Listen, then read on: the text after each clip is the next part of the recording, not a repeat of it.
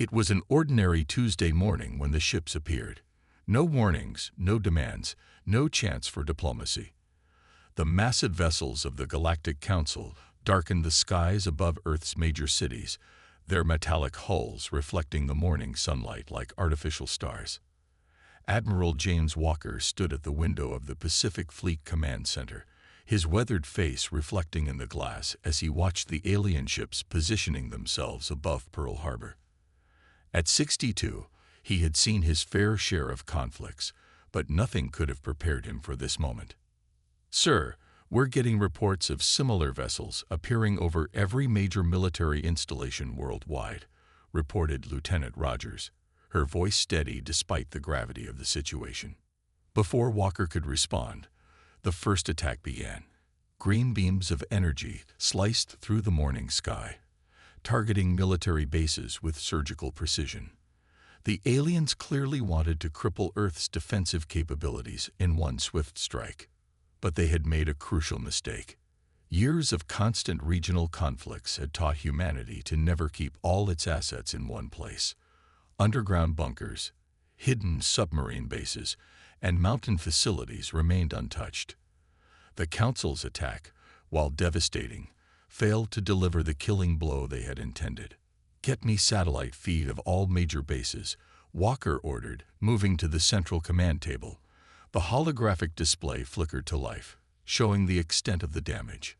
Nearly 40% of Earth's visible military infrastructure lay in ruins, but the hidden assets remained intact. In Washington, D.C., the President and her cabinet watched in horror as the Pentagon took a direct hit. Yet deep beneath the Rocky Mountains, the real nerve center of American military operations hummed with activity, untouched and ready. The Council's ships hung in the sky, waiting for the inevitable surrender message from what they considered a primitive species. Their databanks classified Earth as a Class 3 civilization, barely capable of lunar exploration. They expected compliance within hours. They didn't understand human nature at all. In bunkers and command centers worldwide, military leaders established communication through hardened networks designed to survive nuclear wars. The attack had united humanity in a way no earthly crisis ever had. Ancient rivalries disappeared in the face of alien aggression. "Sir, we're receiving transmissions from Moscow, Beijing, London, and New Delhi," Lieutenant Rogers reported. "They're all reporting similar situations. The aliens seem to be waiting for something." Walker nodded grimly. "They're waiting for us to roll over and die. But they don't know us very well, do they?" The first sign that the aliens had miscalculated came 3 hours after the initial attack. A Council scout ship over the Indian Ocean detected movement too late. A hypersonic missile, developed in secret by the Indian military, struck its engines. The alien vessel, confident in its superior technology, hadn't even activated its shields. It crashed into the ocean, providing Earth with its first piece of alien technology. Similar scenes played out across the globe. The Chinese used their hidden electromagnetic pulse weapons to disable 2 ships over the South China Sea. Russian submarines, surfacing silently, launched their newest experimental weapons at unsuspecting targets. In orbit, the Council's flagship received increasingly concerning reports. The humans were not only fighting back, but scoring actual hits. This wasn't in any of their strategic projections. By nightfall, Earth had shot down 7 alien vessels. Each wreck was immediately secured and transported to hidden facilities for study. The Council had expected to find a broken, surrendering planet. Instead, they found themselves dealing with a unified, determined species that refused to go quietly. Admiral Walker watched the sun set over Pearl Harbor, the alien ships now keeping a notably higher altitude than before. "Get me a secure line to all commanding officers," he ordered. "It's time we showed these visitors what humanity does best." As darkness fell over Earth, the Council was about to learn its first lesson about humans. They were at their most dangerous when cornered. The real war hadn't even begun, and humanity was already adapting, learning, and preparing to fight back with everything they had. The unprovoked strike had been meant to end the war before it began. Instead, it had awakened a sleeping giant, and the Galactic Council would soon learn the cost of their arrogance. Dr. Linda Ross pulled back the heavy steel door of Bunker 51, hidden deep beneath the Nevada desert.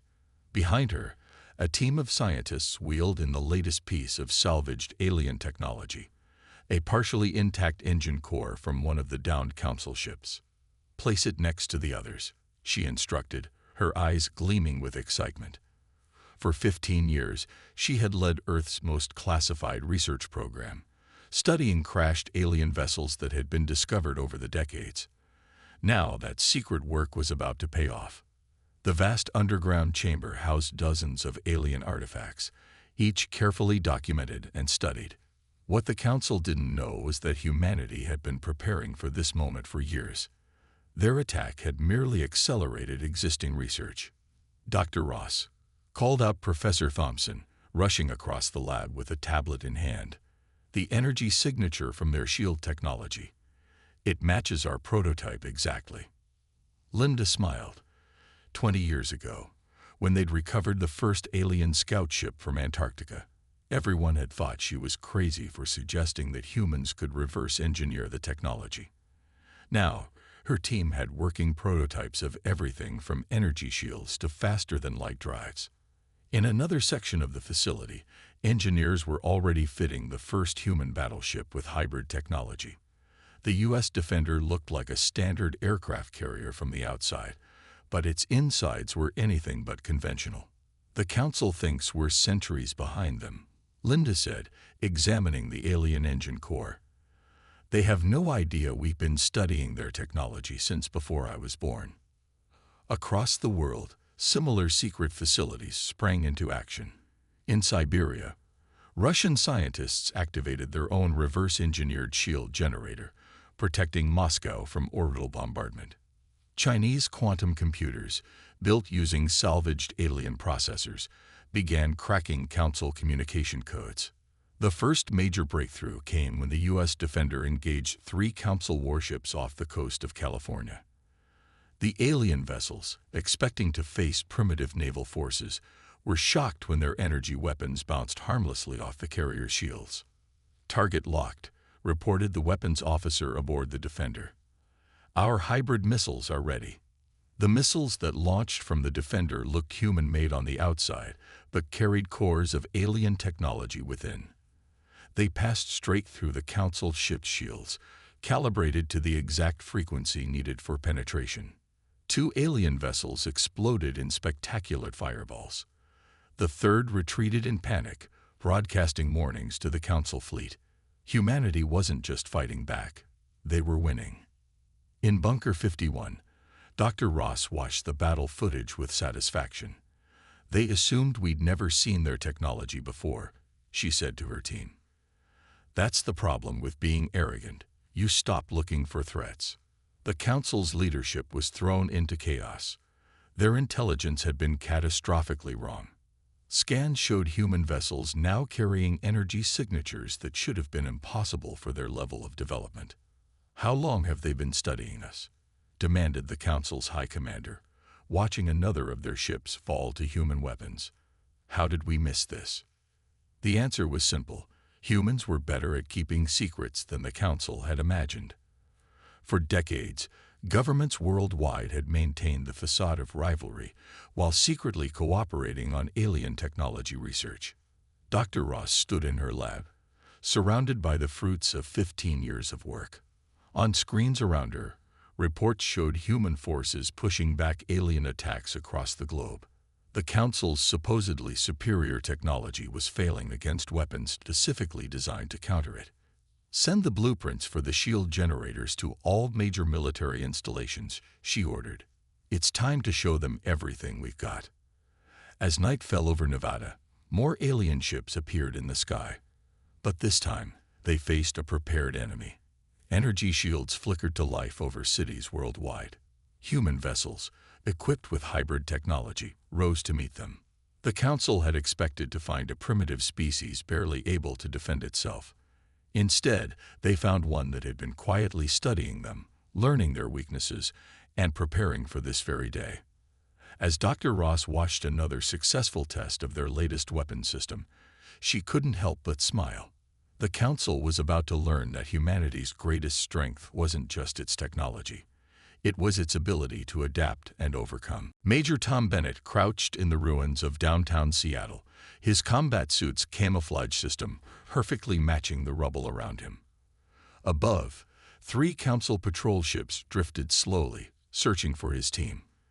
They wouldn't find them, not until it was too late. "All units in position," whispered the radio in his ear. 20 teams of Special Forces soldiers lay hidden throughout the city, each equipped with the latest hybrid weapons developed from captured alien tech.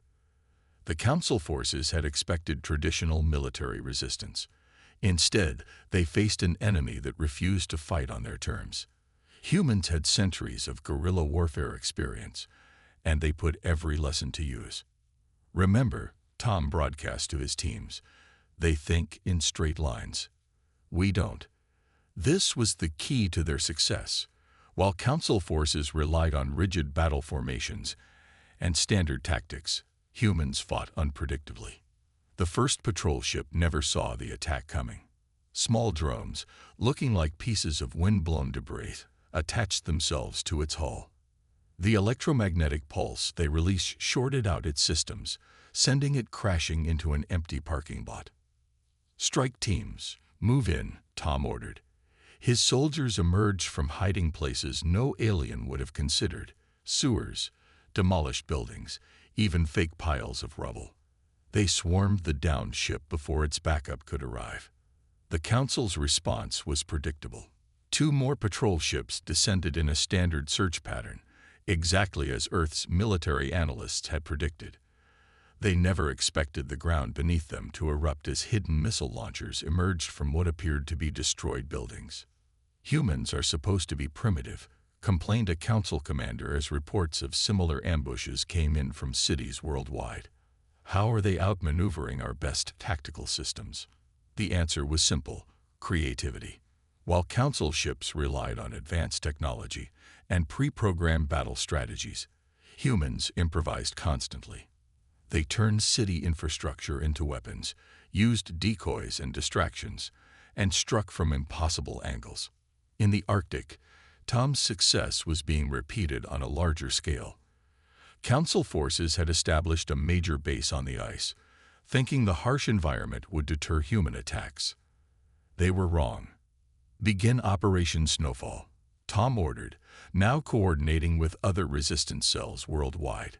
Hundreds of soldiers in white combat suits emerged from the blinding snow. They had been living under the ice for weeks, preparing for this moment.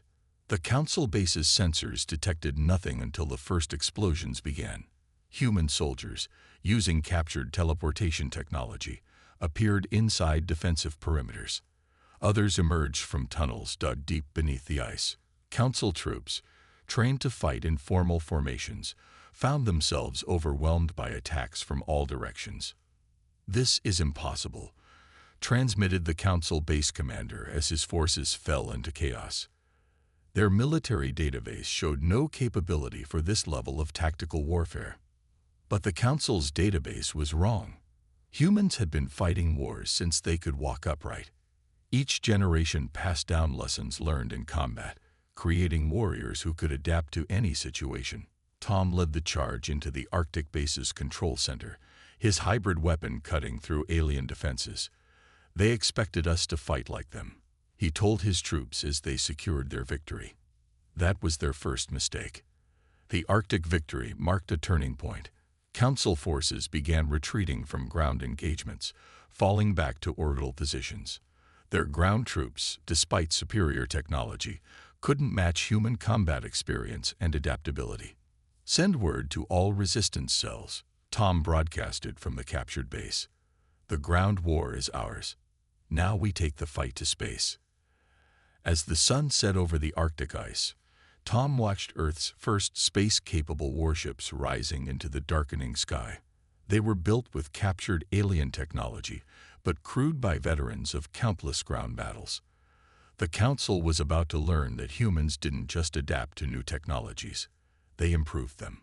In orbit, Council ships prepared for what they thought would be an easy space battle against primitive vessels. They had no idea that the same creativity and unconventional tactics that defeated them on the ground were about to be unleashed in 3 dimensions. The resistance wasn't just rising. It was evolving, adapting, and preparing to take the fight to the enemy's home territory. And leading the charge were soldiers like Tom, who knew that the best way to win wasn't to match the enemy's strength, but to make it irrelevant. The holographic display in Dr. Ross's lab lit up with a 3-dimensional image of a Council warship.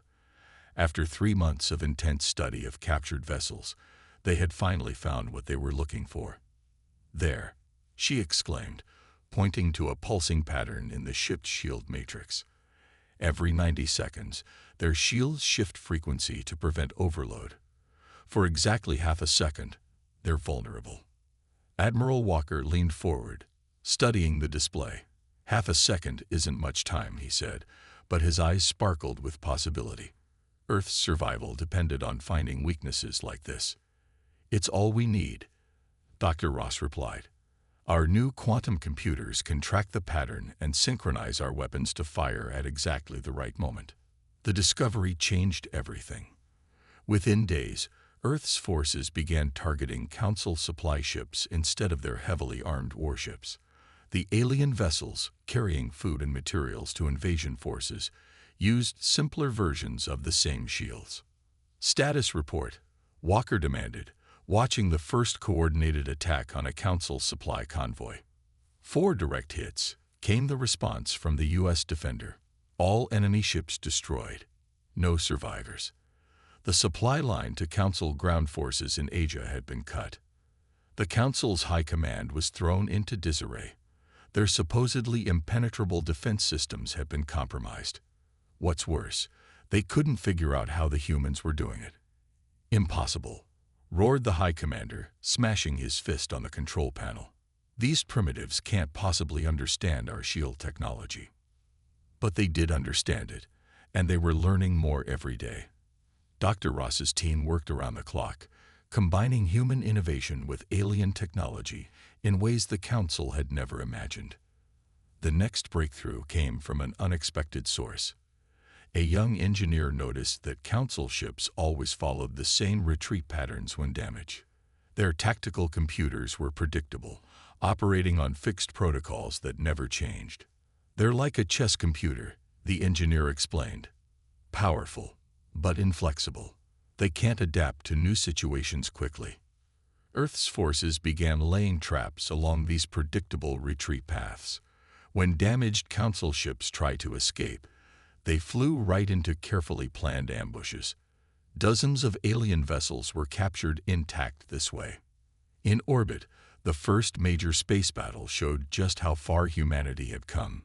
Earth's ships, smaller but more maneuverable, struck at supply lines and support vessels instead of engaging the massive Council warships directly.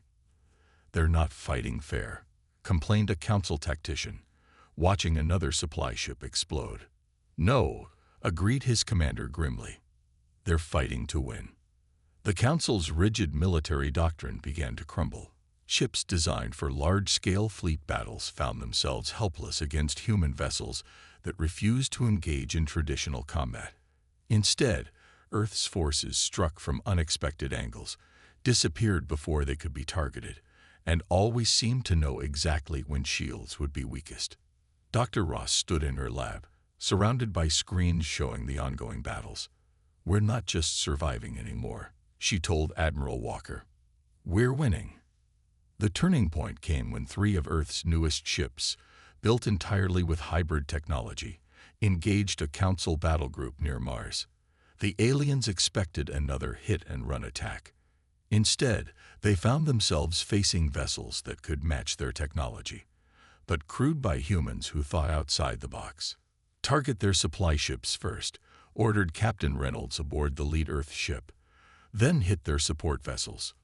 Leave the big ones for last." The battle lasted less than an hour. The Council battle group, cut off from its support ships and unable to predict human tactics, was forced to retreat in disgrace. News of the victory spread through the Council's ranks like wildfire. Some members began questioning the wisdom of attacking Earth in the first place. Others demanded to know how their superior technology was being defeated by primitives. In her lab, Dr. Ross looked at the latest scans of Council technology. They thought their advancement made them invincible, she said. They never considered that sometimes the best technology is the one you can adapt and improve. The war wasn't over, but the tide had turned. Humanity had found its footing among the stars, and the Council was about to learn an important lesson. Technology alone doesn't win wars. Innovation, adaptability, and determination do. Ambassador Robert Greene walked confidently into the secret meeting on a neutral space station, representing Earth for the first time in galactic politics. Around the table sat representatives from 5 different species, all looking at him with a mixture of fear and hope. Each of them had suffered under Council rule for centuries. "We've watched your resistance against the Council," said the delegate from the blue-skinned Avari people. "You've achieved more in 6 months than we have in 300 years. Robert smiled. After months of fighting, humanity had discovered they weren't alone in their hatred of the Council. Dozens of species had been conquered and subjugated over thousands of years. They just needed someone to show them how to fight back. The Council believes that superior technology means superior everything," Robert explained. "But humanity has fought thousands of wars. We know better. Technology is just a tool. It's how you use it that matters." On screens around the room, footage played showing Earth's successful guerrilla tactics against Council forces. The alien representatives watched in amazement as human forces consistently outmaneuvered their technologically superior enemies. "Teach us," demanded the reptilian delegate from the Krell system. "Show us how to fight like you do." Admiral Walker, joining via secure hologram, stepped in. "Better yet, let us help you fight. The Council is strong because they keep everyone divided. Together, we can change that." The effect was immediate. Species that had never dared to resist now saw a path to freedom.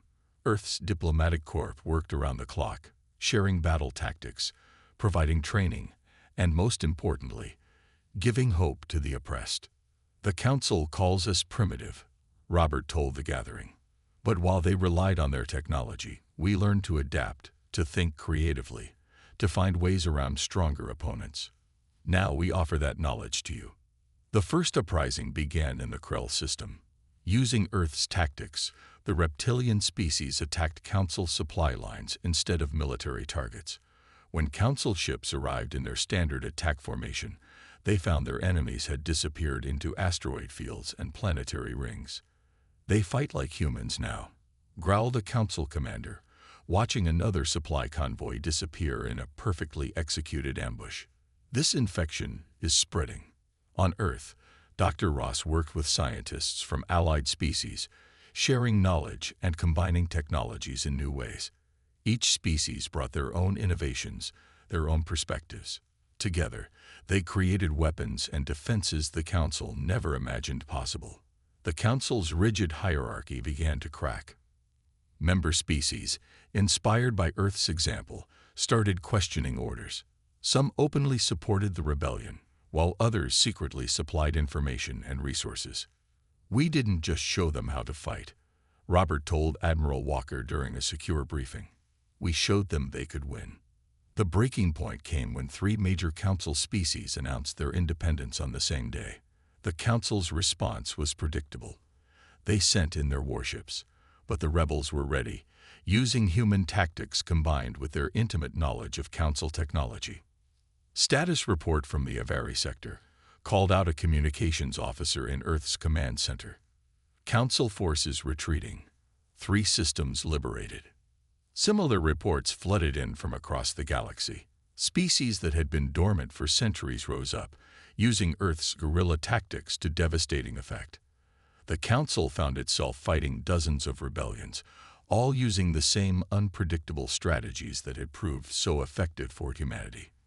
Robert stood before the gathered representatives again, this time with a bold proposal. "We've shown we can fight them. Now let's show them we can replace them. A new alliance based on mutual respect and cooperation, not domination." The chamber erupted in support. Species that had once feared the Council now saw a future where they could be free. Earth had done more than teach them to fight. It had taught them to believe in themselves. As the meeting concluded, Robert looked out at the stars through the station's viewport. The Council had thought they were attacking a primitive species. Instead, they had awakened a force that would reshape the galaxy. The political war was turning out to be just as devastating to the Council as the military one. Their perfect order was crumbling, replaced by something new, something that valued adaptation and cooperation over blind obedience to authority. The massive hall of the newly constructed Freedom Station buzzed with energy as representatives from 27 formerly enslaved species gathered. At the center of the gathering stood Admiral Walker and Ambassador Green, representing Earth, the planet that had sparked a galactic revolution. "Today, we make history," Walker announced to the assembled delegates. "The Free Systems Alliance is no longer just an idea. It's becoming reality." The station itself was a testament to what cooperation could achieve. Built using combined technology from a dozen species, it incorporated the best innovations of each civilization. Earth's creative design, Avari power systems, Krell defense technology, all working together seamlessly. On the main display, tactical maps showed the current state of the galaxy. Nearly a third of Council space had broken away, joining the rebellion that Earth had started. The Council's once mighty empire was crumbling from within. The Council made one fundamental mistake. Ambassador Green addressed the gathering. They thought keeping us divided made them strong. Instead, they gave us common cause to unite. Dr. Ross, now heading the Alliance's Joint Technology Division, pulled up displays showing their latest developments. The combined knowledge of dozens of species had led to breakthroughs that even the Council couldn't match. "Our strength isn't just in numbers," she explained, showing schematics for their newest ships. "It's in how we think differently, how we combine our knowledge in ways the Council never imagined." The first Alliance fleet assembled near Jupiter demonstrated this perfectly.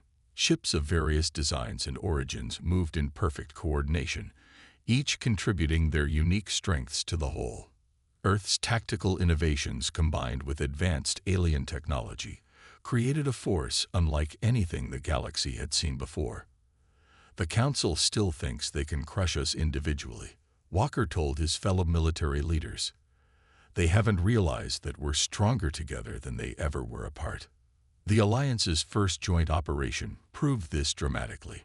A Council stronghold that had resisted for centuries fell in just 3 days to the combined fleet. Earth's guerrilla tactics, executed with advanced alien technology and local knowledge, proved unstoppable. "They adapt too quickly," reported a panicked Council commander. "Each attack is different from the last. We can't predict their strategies." In the station's tactical center, Walker watched as more systems pledged allegiance to the Alliance. The Council's rigid structure was proving to be its greatest weakness. While the Alliance encouraged innovation and cooperation, the Council could only respond with the same failed tactics. "Send word to all Alliance worlds," Green instructed. "Phase 2 begins tomorrow. We're taking the fight to Council space." The Alliance fleet grew daily as more ships and crews defected from the Council. Many had waited centuries for this chance, and Earth had finally shown them it was possible to fight back and win. Dr. Ross's team worked around the clock, combining technologies in ways that shocked even their creators. Alliance ships now carried weapons that could pierce Council shields, engines that could outmaneuver their fastest vessels, and defense systems that adapted to any attack. The Council thought technology alone made them superior. She told a group of alien scientists, "We proved that innovation and cooperation are more powerful than any single technology." As the first day of the historic gathering drew to a close, Walker stood with Green, watching Alliance ships patrol the space around the station. Ships of different designs, crews of different species, all working together towards a common goal. "The Council wanted to crush one primitive species," Green remarked. "Instead, they created something they never expected. A united galaxy." Walker nodded, studying the tactical displays showing Alliance forces preparing for their next major offensive. They thought humanity would be an easy conquest. Now they're about to learn what happens when you unite the galaxy against you. The Free Systems Alliance was more than just a military coalition. It represented everything the Council had tried to prevent: cooperation between species, sharing of knowledge, and most importantly, the idea that together they could create something better than the Council's rigid order. As the delegates finalized the Alliance Charter, one thing became clear: the galaxy would never be the same. The Council's days of absolute power were numbered, and a new era of cooperation and freedom was about to begin. The Council's capital system gleamed like a jewel against the darkness of space. For thousands of years, it had been the center of absolute power in the galaxy. Now it faced the largest fleet ever assembled in galactic history. Admiral Walker stood on the bridge of the Alliance flagship Unity, a vessel that combined the best technologies of 30 different species. Around him, the bridge crew represented the diversity of the Free Systems Alliance, humans working alongside their alien allies.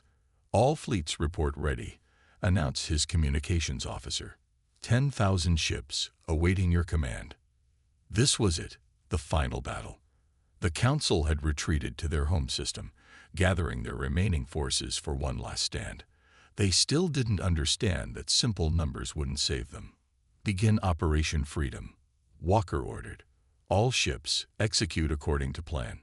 The Alliance fleet split into smaller groups, each moving according to tactics that would have seemed chaotic to Council commanders. But there was a method to the madness, a strategy that combined human unpredictability with alien technical expertise. Dr. Ross's voice came through the command channel. "Remember, their main defense grid will adapt to any single attack pattern. That's why we're using 30 different ones simultaneously." The Council's defense fleet moved to intercept in their standard formation. Even now, facing defeat, they couldn't break free from their rigid tactical doctrine. It would prove to be their final mistake. "Now," Walker commanded. Alliance ships struck from all directions, using different attack patterns. Council commanders, trained to respond to standard tactics, found themselves overwhelmed by the variety of approaches. Each time they adapted to one strategy, 3 more hit them from unexpected angles. "Their shields are failing," reported the tactical officer. "The combined frequency attack is working." Ambassador Green, watching from Freedom Station, coordinated with rebel forces inside the Council system. Years of oppression had created many enemies, and now they all rose up at once. The Council's mighty defense grid, designed to repel conventional attacks, couldn't handle the chaos of multiple strategies. Ships using Earth's guerrilla tactics slipped through gaps, while larger vessels hammered their main defenses with combined technology weapons. "How?" demanded the Council's High Commander as another defense station fell. "How can they coordinate such chaos?" The answer was simple. The Alliance had learned to embrace diversity, to turn their differences into strengths. While the Council sought uniformity, the Alliance celebrated variety. The battle reached its peak when Alliance forces breached the inner defense ring. Council ships, designed for formation warfare, found themselves in desperate close-quarter combat against vessels that could adapt and improvise. "Their central command station is exposed," Walker announced to the fleet. "All ships converge in attack." The Council's massive central station, symbol of their power for millennia, faced attacks from dozens of different species using hundreds of different tactics. Their defenses, designed to counter any single threat, couldn't handle them all at once. When the station's shields finally fell, the Council did something they had never done before. They surrendered.